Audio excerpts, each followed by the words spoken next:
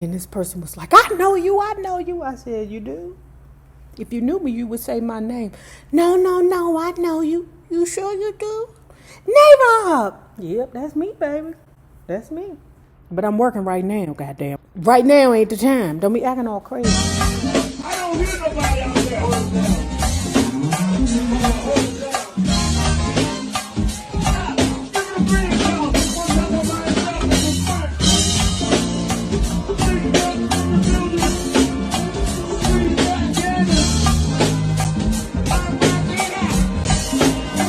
A few weeks later, Whitney Houston reached out to me.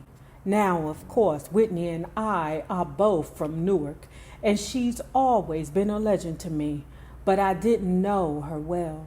The first time I met her was at a Clive Davis's legendary pre-Grammy party back in 1995. Ain't that a bitch? I was performing my first single that night. His pre-Grammy party has always been where he introduced his latest talent. Before I performed, Whitney glided up to me singing the opening line to one of my songs, I Have the Faith to Move Any Mountain.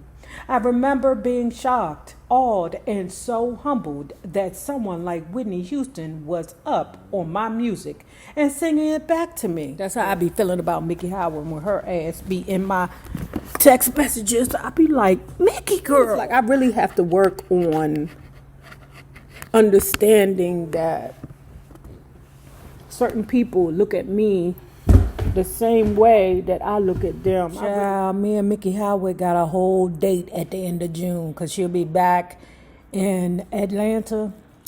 Child, we got a whole date planned together, y'all. I worked the other day and this person was like, I know you, I know you. I said, you do? If you knew me, you would say my name. No, no, no, I know you. You sure you do? Name up. Yep, that's me, baby. That's me. But I'm working right now, goddamn, right now. Right now ain't the time. Don't be acting all crazy. I remember being shocked, awed, and so humble that someone like Whitney Houston was up on my music and singing it back to me. We remained friendly throughout those early years, but we hadn't really hung out. So when she reached out to me after Big's death, I was appreciative. I knew she was trying to make sure that I didn't only wallow in grief. Girl, did she look at you real hard and blink? Did she say, ooh, girl, is that shit true about Tupac? Girl, do you know what I know about the Tupac? Blink. Girl. She took me to a swanky party at the Manhattan townhouse owned by Donatella Versace. I remember seeing people like Madonna and Demi Moore there, and I had a great time. Us Jersey girls gotta stick together, Whitney told me that night, giving me a big hug. I'm not sure she knows how much that meant to me, but a glamorous evening out on the town was just what I needed at that stressful point of my life.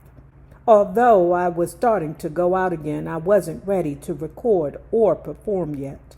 So when Puffy called my house in New Jersey, I took a deep breath and prepared to say no to whatever he wanted. I know that's right. Fuck it. You gotta come to the studio, said Puff. We about to make history. Puff, I need more time. I'm just trying to adjust to Big not being here. I understand that, but I'm doing this for Big and I have to have you on it. I just don't know. I can't do it. I know you can, Puff said. I want it to be you. We gotta make it come together. I really don't know if I can. Listen, I want to do a tribute and I want to make it the biggest song we've ever done. All the money is going to Big's kids. Remember when Tiana got on an interview and said Puffy ain't gave her shit? Hello, hi, WMOOK. Hi, this is, Puffy. Hi, can I talk to Tiana right quick off the air? Okay, yes. Tiana, please, let's talk off the air, honey. Let's talk off the air. Yes, you're right. You're so right. Tiana, please, off the air, baby, off the air. Let's not disgrace Big's memory in this way, darling. Okay, off the air. What's your cash app? I sighed, knowing that this would be a tribute to Big that would ultimately benefit CJ and Tiana. I couldn't say no. When do I need to be there? Come to Daddy's house tomorrow at 7. When I got to Daddy's house the next day, the mood was sober and somber. Puff was there. Stevie J, one of Puff's longtime producers, was also there. Stevie J was the same guy who was in the studio with Puff the day me and Kim got into it. I couldn't he was plotting on you, girl. When you and Kim was fighting, he fell in love. Because he like bitches that can fight. Like the Jocelyn. I couldn't believe that was less than 6 months before. It felt like worlds away. I went into the studio to hear what they were working on. Stevie and Puffy were trying to rework the OJ's I Miss You, but it wasn't coming together. Miss You is a beautiful song, but it's very slow and just didn't seem to fit what we were trying to do. We ended the session early and tried again the next day. This time there was another song playing on repeat in the studio. Every breath you take, every move you make. I am so old that I remember that song vividly. Because remember, I told y'all I used to watch Friday night videos all the time. Every Breath You Take by The Police. At first, I wasn't sure how that song would work. When you listen to the lyrics, it's actually a slightly creepy love song about a man who is practically stalking his ex-lover. Yep.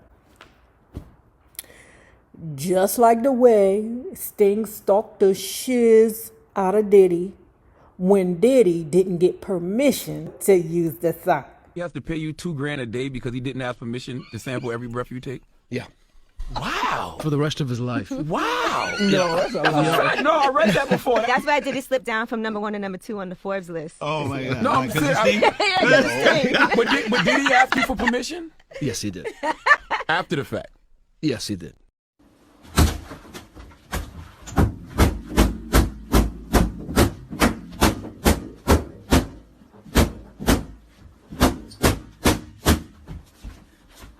Is he going to be able to pay that debt to the policeman? How he going to be able to do it? Because I think it's like $1,000 a day, something like that. He can't afford that shit now. Ooh, that's a problem.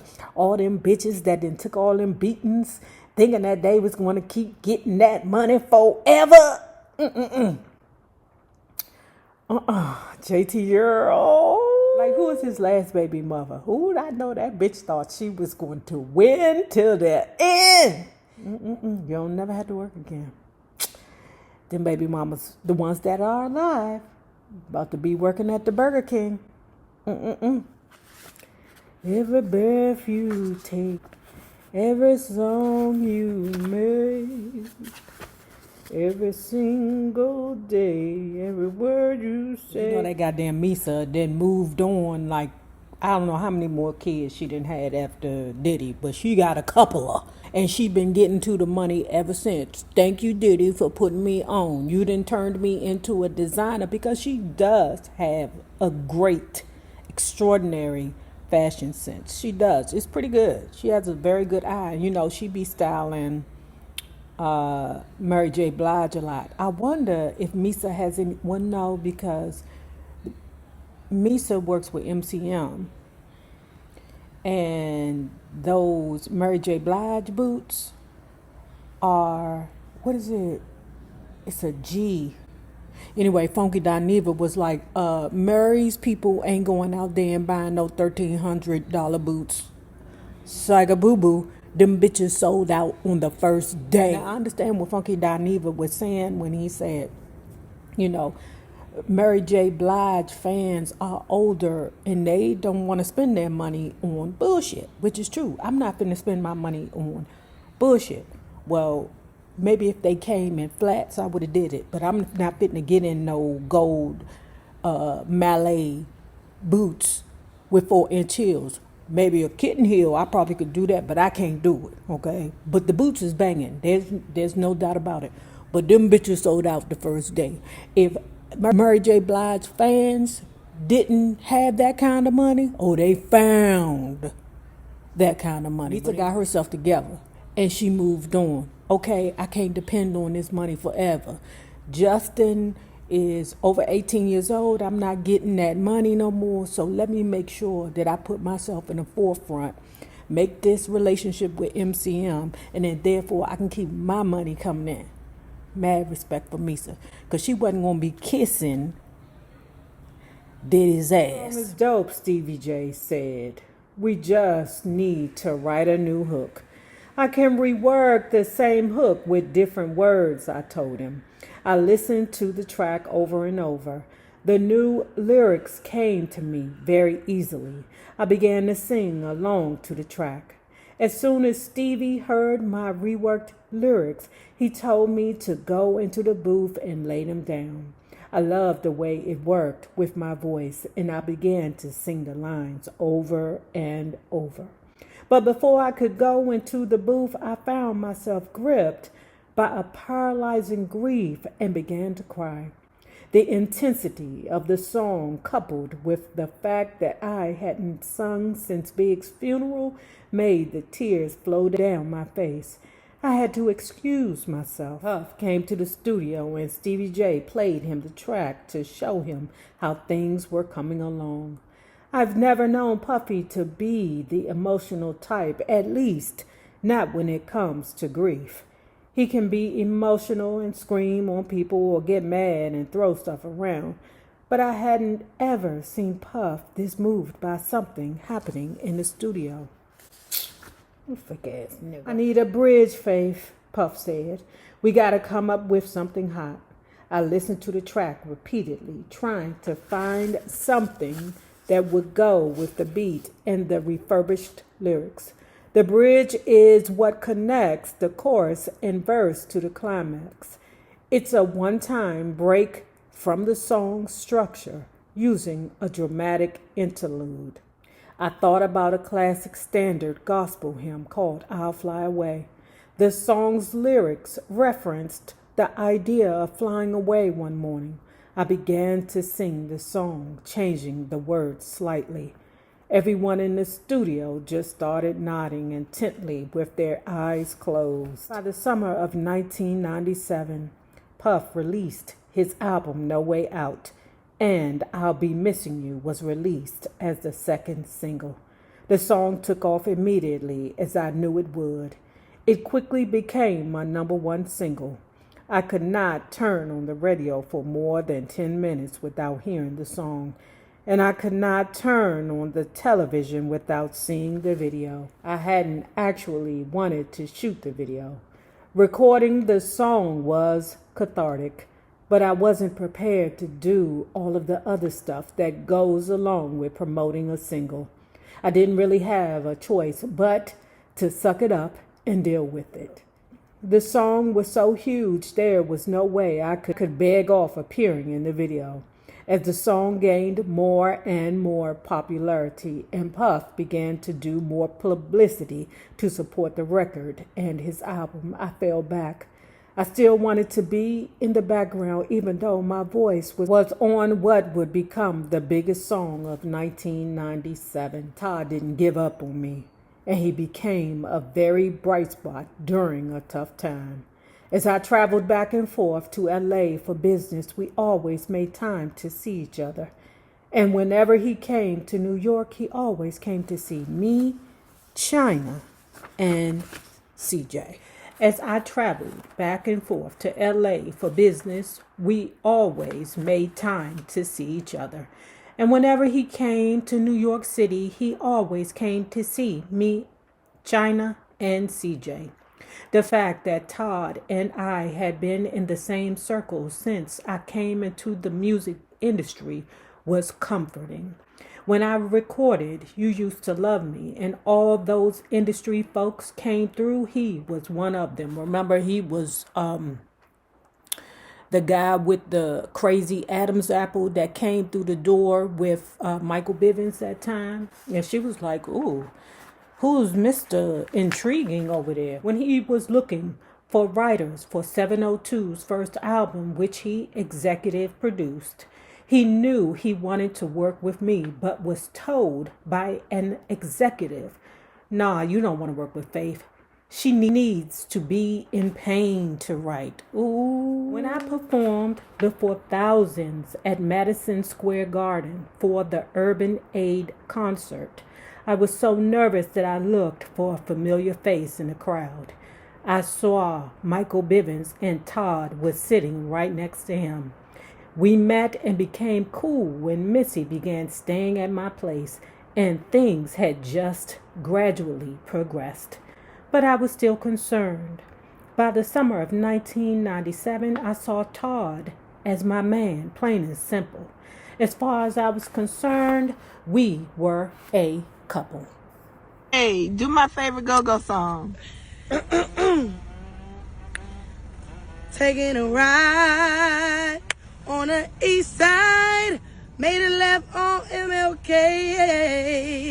What a beautiful day, what a beautiful day. Riding high on the west side, looking for a hood rat to play.